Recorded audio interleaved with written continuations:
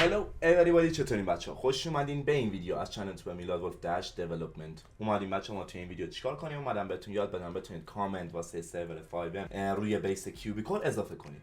حالا چه شکلیه و چطوریه رو داخل ویدیو همه رو از هم میبینید. قبل از این ویدیو لایک، کامنت و ساب یادت نره عشق منی. بریم سراغ ویدیو. Let's go.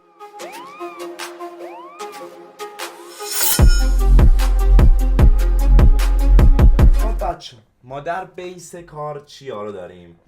اینو داریم که خب ما سرور کیوبیکل داریم که وقتی رانش کنیم همه چی اوکی. واسه این که ما بخوایم یه کامند کیوبیکل روش بسازیم بعد چیکار کنیم؟ به چه چیزی ما نیاز داریم؟ به یک عدد سورس و در نهایت کلاینت سایت. که واسه این کار من میام چیکار میکنم؟ میام یه نیو میسازم، یه فولدر میسازم توی فولدرهای خود سرورم. بعضی وقت از شما میخواید یه کامندی بسازید واسه همین داستانا، این خیلی براتون مهمه که بتونید اونو یاد بگیرید. منم دارم دقیقاً اینو یاد میدم، یعنی احتمال داره خیلی از اینا یک سری سورس هم داشته باشن به صورت آماده که شما بتونید دانلود کنید و استفاده کنید، ولی بحث من یادگیری شماست بیشتر. چیکار میکنیم؟ میایم داخلش یه fx manifest.lua میسازم، اوکیش میکنم، میام پایین و یه کلاینت سایت میسازم.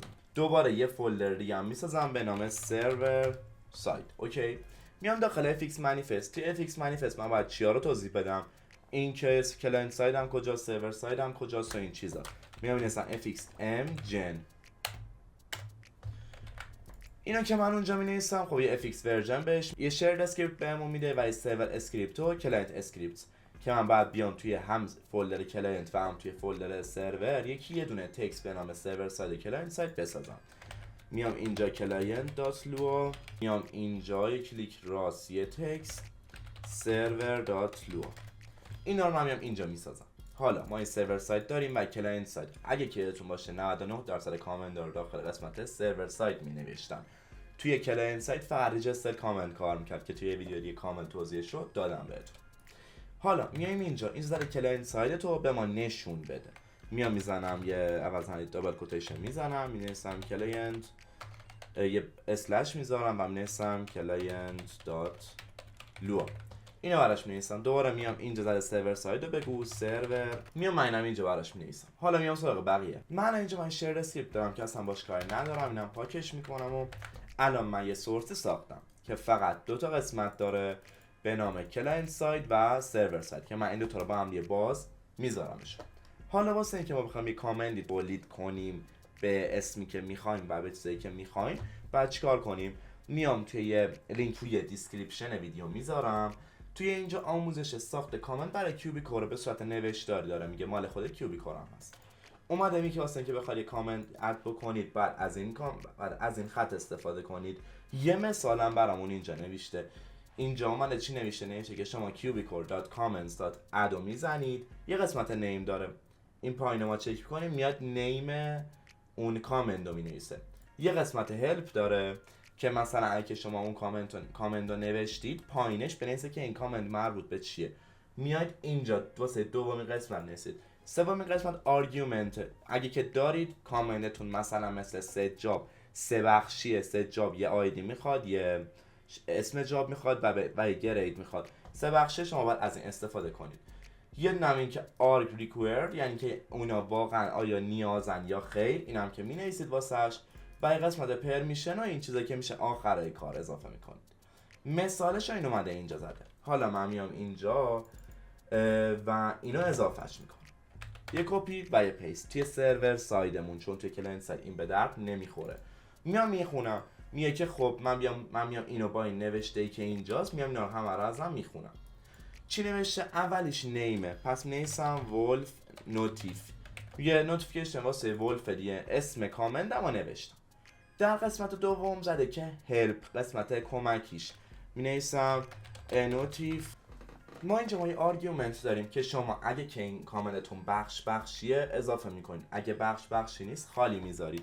من آموزش بخشی چه واسه ESX و چه واسه جای دیگه رو توی ویدیو جداگونه بهتون حتما میگم. میام براش من کوروش باز و بسته میذارم اینجا و میام اینجا زده که آیا مهمه یا نه. اینجا می‌نویسم براش فالس یا ترو، میتونید براش بنویسید یا فالس، یکی از این دوتا. حالا من اینجا یه فانکشن دارم که نوشته سورس. خب سورس هم میشه چی؟ میشه همون پلیری که داره از این کامنت استفاده میکنه. یه پرینت هم اینجا نوشته که خب نوشته پرینت رو هرچی خواستم میذارم. اینجا هم یوزری که از این میاد استفاده میکنه یا کاراکتری که میاد از این کامند استفاده میکنه رو بهش میگی. مثلا بنویسی ادمین، فقط ادمین میتونه استفاده کنه. هر چیزی که بنویسی فقط همون میتونه ازش استفاده کنه. ترجمه میذارم یوزری که منم بتونم ازش استفاده کنم. میرم داخل سرورم یه تستش کنم ببینم اصلا چه شکلی شده.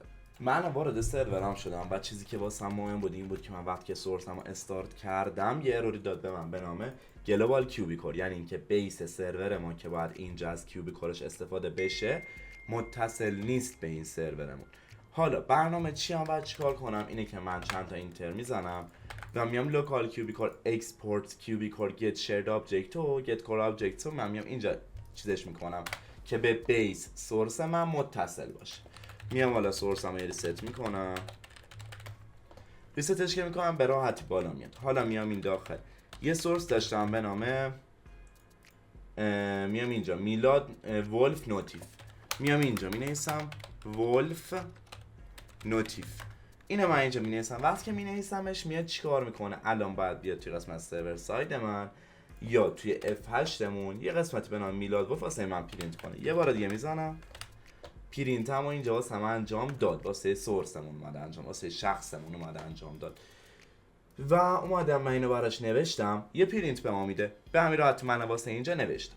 حالا من کلاینت ساید بخوام براش بنویسم بعد چیکار کنم؟ بعد از کامند رجیستر کامند استفاده کنم. اینجا مثلا بنویسم میلاد کلاینت، اینجا هم یه هندلر میخواد که چی، میام اینجا فانکشن، یه فانکشن که من اینجا بنویسم بعد توش من دوتا مورد بعد توش بنویسم، یک سورس و یه دیگه هم آرگز. اینو من روش میام مینویسم و میام بالا و یه پرانتز باز میکنم، یه اندم من این وسط دارم و یه تو رو هم میام این آخر کار اضافه میکنم.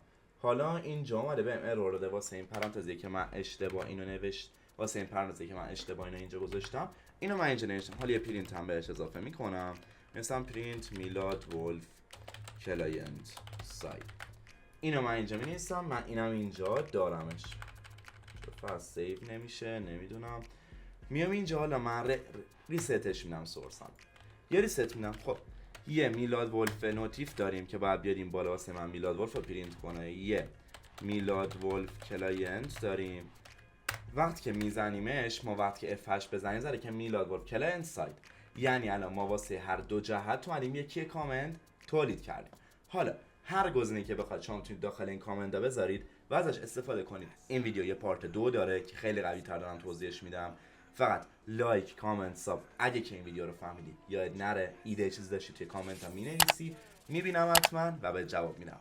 عشق منی، میبینم توی ویدیو بعدی. فعلا پیس اوت. واسابلاد واسابی چش دافه سب سر واسابی پول خلاف کردم دوتا لاماری 2 سال زندگی میکردم تو استانبول قاچاقی رپ هم شده برات شبی دی ام تی خالص اومدم بالا تکی الان تیمت زیر ماه میخونم تا وقتی که توی ریه ویدنا